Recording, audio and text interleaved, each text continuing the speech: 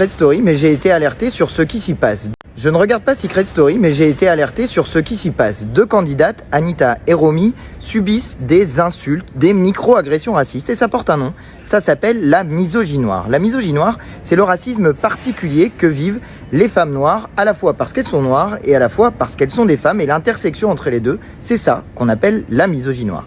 Alors ces micro-agressions, ces insultes, elles ont des effets très importants sur les personnes qui le subissent. Et Anita et Romy, dans l'émission, en sont allées jusqu'à pleurer tellement il y a eu de violences qu'elles ont subies. Là où on peut se dire qu'il y a quelque chose qui se passe dans notre société, c'est que vous ne laissez pas passer et vous avez raison de vous être mobilisés sur les réseaux sociaux pour ne pas laisser passer. Moi, j'ai été alerté aussi sur les réseaux sociaux.